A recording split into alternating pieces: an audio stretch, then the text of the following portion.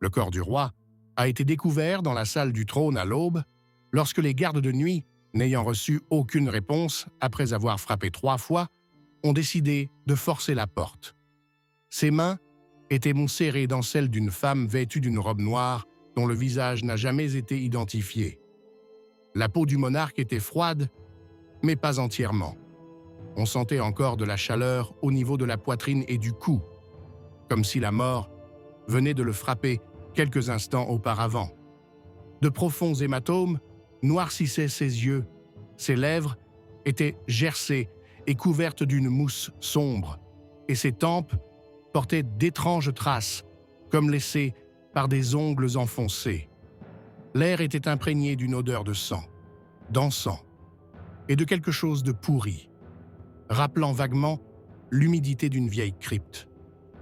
Sur le sol, juste sous le trône, les restes de bougies se consumaient, et à côté gisait une coupe renversée contenant un liquide épais de couleur brun foncé. Plus tard, sous la torture, les serviteurs diront que pendant la nuit, on entendait, dans la salle des chants discrets, interrompus par des rires aigus de femmes et la toux du roi. 2 mois avant cette scène, la santé du souverain avait commencé à se détériorer rapidement. Ses contemporains écrivaient qu'au printemps, il pouvait encore rester debout pendant des heures sur le balcon et recevoir des rapports, mais qu'à l'été, il était déjà incapable de monter les escaliers sans aide. Son visage était émacié, des cernes sombres se dessinaient sous ses yeux, la peau de ses mains était tachetée et jaunâtre. Au palais, on murmurait que sa maladie était une punition pour ses rencontres secrètes avec une femme que le peuple appelait la sorcière des marais du Nord. Elle avait été vue à plusieurs reprises dans les couloirs, bien qu'elle ne figurât ni dans la suite impériale, ni dans la liste des proches du souverain. Les médecins de la cour, suivant les coutumes de l'époque, pratiquaient des saignées jusqu'à 3 fois par semaine, prélevant une demi-coupe de sang du monarque à chaque fois. Les pommades, à base d'argent, broyées et d'herbes séchées, n'étaient d'aucun secours, et l'opium ne faisait qu'atténuer temporairement la douleur et procurer un sommeil court et agité. À la nuit tombée, les accès de fièvre commençaient et le roi délirait, appelait sa mère décédée depuis longtemps, se plaignait que quelqu'un murmurait et respirait dans son oreille. Plusieurs serviteurs affirmèrent l'avoir vu, à demi endormi, tendre les bras dans le vide, comme s'il essayait d'étreindre quelqu'un. La tension montait dans les conseils des ministres. Les vieux nobles estimaient que le trône devait revenir à l'héritier légitime, le frère cadet du roi, mais les partisans de la jeune reine murmuraient qu'elle était enceinte et qu'un héritier direct pourrait naître. Une guerre tacite faisait rage entre les factions de la cour. Des documents disparaissaient, des gardes étaient soudoyés et le vin dans les coupes était vérifié plusieurs fois par jour. Selon le secrétaire du Trésor, au début de l'automne, le roi a commencé à demander que l'on apporte dans ses appartements des bougies noires et des coupes remplies de sang chaud de mouton. Il affirmait que cela purifiait le cœur de la pourriture. L'un des prêtres, autorisé à confesser le souverain après avoir parlé avec lui, pâlit et refusa de passer la nuit au palais. Au cours de la dernière semaine, la maladie progressa. Ses jambes enflèrent. Des ulcères sombres se formèrent sur sa peau, d'où suintait un liquide nauséabond. Son urine était presque noire, sa respiration saccadée et sifflante. Lorsqu'il essayait de se lever, ses articulations craquaient et son corps s'affaissait, comme si ses os avaient perdu toute leur solidité. Selon les rapports de la garde, il se rendait de plus en plus souvent dans la salle du trône pendant la nuit et s'y enfermait avec cette femme. Des rumeurs de messe noire ont alors commencé à se répandre. On disait que le roi, ayant perdu toute foi en le pardon, cherchait protection auprès de forces qui lui promettaient de le délivrer de la crainte du jugement dernier. Personne ne savait ce qui se passait dans la salle du trône, mais les gardes entendaient des voix, des coups et un bruit étrange, comme si quelqu'un frappait sur des récipients en cuivre. C'est précisément cette nuit-là, lorsqu'on le trouva mort, que les gardes virent une sorcière entrer dans la salle, le visage couvert d'un voile et un long panier à la main. Personne ne la revit jamais. Elle disparut comme si elle s'était dissoute dans la brume matinale. Le corps du roi ne fut pas touché avant midi, non par respect, mais par crainte. Ceux qui entrèrent les premiers dans la salle du trône affirmèrent que la peau de son visage avait pris un aspect cireux et que ses pupilles, bien que ses yeux fussent fermés, semblaient bouger sous ses paupières. Les serviteurs appelés pour emporter le corps refusèrent de le toucher sans la bénédiction d'un prêtre. Lorsque l'aumônier arriva enfin, il ordonna de recouvrir le monarque d'un manteau, mais en le soulevant, il remarqua que le tissu était instantanément imprégné d'humidité. Le corps dégageait une odeur âcre, douceâtre et putride, comme si le cadavre gisait là depuis plusieurs jours et non depuis 1 heure. La nouvelle de la mort se répandit rapidement dans le palais, mais l'accès aux appartements et à la salle fut immédiatement bloqué. Les clés furent retirées aux gardes et les ministres commencèrent à se concerter en petits comités. En apparence, tout semblait être en deuil, mais à l'intérieur, la lutte faisait déjà rage. La reine, pâle et sans larmes, était assise dans sa chambre à coucher sous bonne garde, tandis que ses serviteurs les plus proches étaient isolés. Le frère du défunt ordonna de doubler la garde du trésor et des archives, craignant que les documents relatifs aux droits fonciers et aux dettes militaires ne soient détruits. Pendant que le remaniement politique était en cours, les médecins de la cour ont commencé à examiner le corps. Ils ont tout consigné selon les usages de l'époque. Œdème des membres inférieurs, multiples ecchymoses sur la poitrine et les bras, éruptions cutanées sur le ventre, épaississement des ongles, odeur inhabituelle de la peau. Il a été noté que lors de l'ouverture de la bouche, un caillot épais et sombre, ressemblant à du sang coagulé, mais avec une teinte rappelant la suie, est sorti de la gorge. L'un des médecins a supposé qu'il s'agissait d'une putréfaction interne, tandis qu'un autre a insisté sur l'empoisonnement.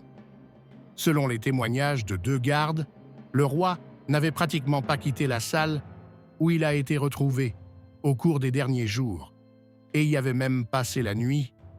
Ils ont vu des récipients contenant un liquide chaud et du pain noir être apportés dans la pièce à minuit, puis ont entendu une voix féminine douce lire des mots qu'ils ne comprenaient pas.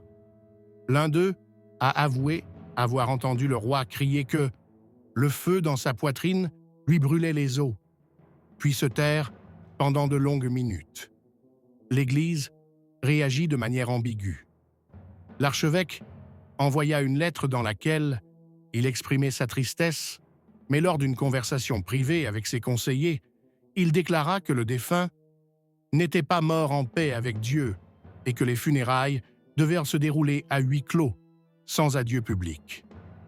Cela a provoqué l'indignation de la noblesse, mais celle-ci a été rapidement calmée en lui rappelant que tout scandale nuirait au prestige de l'État.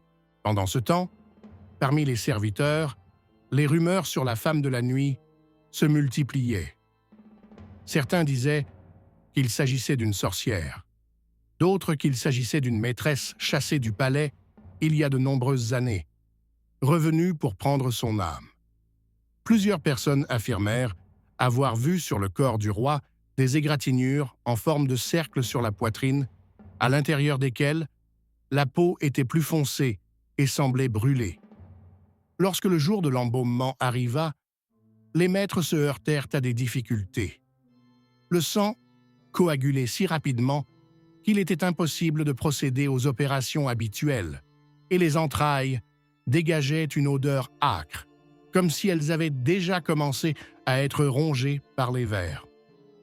L'un des apprentis présents, lors de l'autopsie, nota dans son journal que le foie était de couleur charbon et le cœur avait la teinte du vin rouge.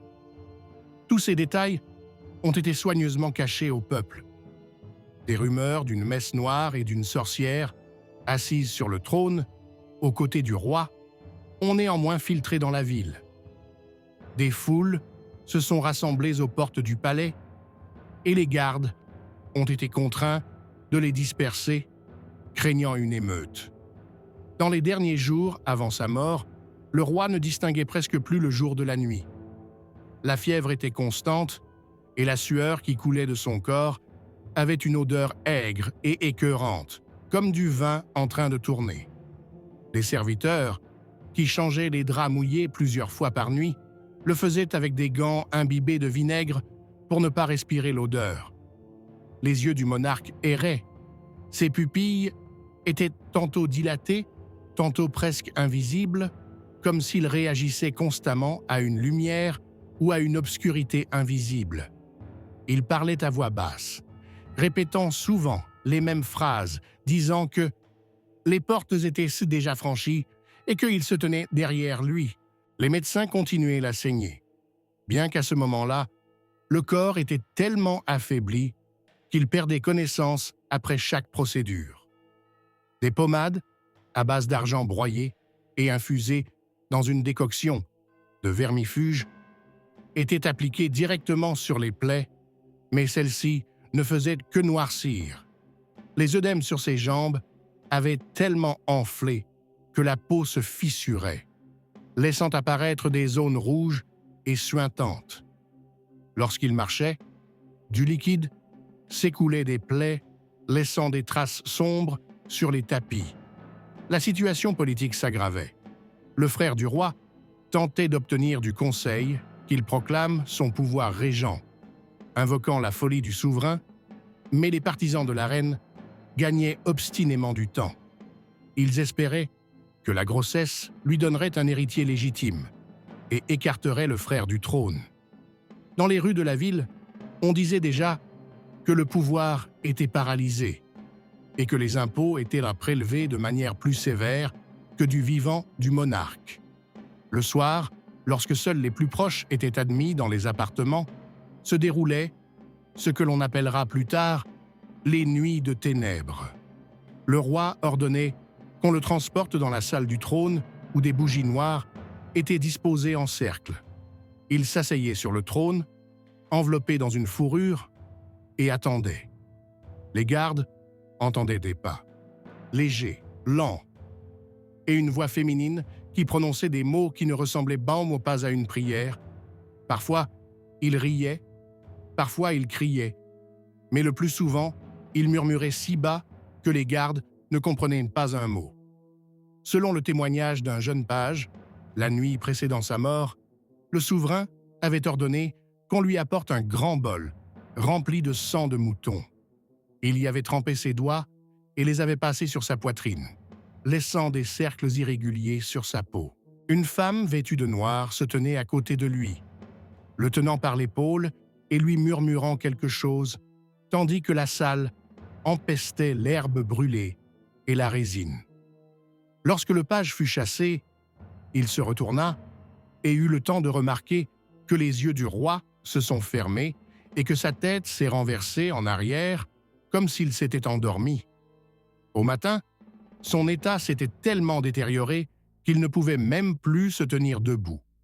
Son élocution était devenue incohérente, sa respiration difficile. Son visage avait pris une teinte grisâtre, ses lèvres étaient gercées et saignées. Le soir venu, il exigea que tous les miroirs de la salle soient recouverts d'un tissu, affirmant que quelqu'un se tenait là et le regardait. Le prêtre, appelé pour lui donner l'absolution, ressortit pâle et silencieux, refusant même de dire à l'archevêque ce qu'il avait entendu. La nuit de sa mort, les chandelles furent rallumées dans la salle du trône. Aucun garde n'osa entrer, mais jusqu'à l'aube, on entendit des voix saccadées, des coups sourds et un bruit, comme si quelqu'un frottait un objet métallique sur la pierre. Lorsque les portes furent ouvertes, le roi était déjà mort et la femme avait disparu. Après la mort du roi, le palais se retrouva paralysé. Dès le lendemain de la découverte du corps, des réunions secrètes commencèrent entre les trois principaux groupes: les partisans du frère du défunt, l'entourage de la reine et les représentants de l'Église. Chaque faction tentait d'être la première à s'emparer des sceaux du pouvoir, des clés du trésor et de l'accès aux archives. Le palais était encerclé par des gardes et aucun membre de la cour ne pouvait le quitter sans autorisation écrite. Les funérailles furent reportées de 4 jours, soi-disant en raison de la nécessité d'embaumer le corps, mais en réalité, à cause de désaccords sur le lieu de sépulture. L'archevêque insistait pour que le corps soit enterré sans cérémonie publique dans la crypte du monastère, car le roi était mort sans se repentir. Le Conseil des ministres exigeait des funérailles somptueuses, craignant que sinon, des rumeurs ne commencent à circuler sur les circonstances honteuses de sa mort. Finalement, il fut convenu de célébrer la cérémonie à huis clos, mais avec une sortie symbolique du cercueil dans la cour du palais, afin que la foule puisse au moins voir le cercueil. Les embaumeurs rencontrèrent de sérieuses difficultés. Dès le premier jour après la mort, le corps commença à se décomposer. Un liquide épais, à l'odeur âcre, s'écoulait de la bouche et le ventre était gonflé. Lors de l'autopsie, le foie et l'estomac étaient presque noirs et présentèrent des signes d'hémorragie importante. L'un des embaumeurs a écrit dans son journal personnel « Je n'ai jamais vu de corps se décomposer aussi rapidement. C'était comme si des vers vivaient déjà en lui de son vivant. » Pour ralentir la décomposition, ils ont utilisé plus de résine et d'herbe que d'habitude, mais l'odeur n'a pas pu être masquée. Dans les rues de la capitale, on parlait déjà ouvertement d'une sorcière sur le trône. Les gens murmuraient que le roi avait renoncé à sa foi, conclu un pacte avec les forces obscures et payé de sa vie. Dans les régions reculées, des émeutes éclataient. Les paysans refusaient de payer leurs impôts, estimant que le pouvoir avait perdu la bénédiction de Dieu. À l'intérieur du palais, la lutte pour le trône avait atteint son paroxysme. Le frère du défunt, ayant obtenu le soutien d'une partie de la noblesse, s'apprêtait déjà à prêter serment en tant que régent, mais la reine, protégée par ses hommes, annonça qu'elle était enceinte d'un héritier. L'Église ne se pressait pas de reconnaître l'un ou l'autre camp, attendant et recueillant des informations sur la mort du souverain. Sur ordre secret de l'archevêque, les gardes et les serviteurs qui avaient servi dans la salle du trône au cours des dernières semaines furent interrogés.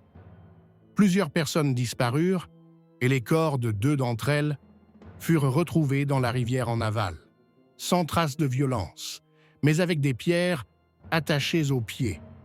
1 mois après les funérailles, on trouva dans les sous-sols du palais une partie des objets utilisés lors des rituels nocturnes.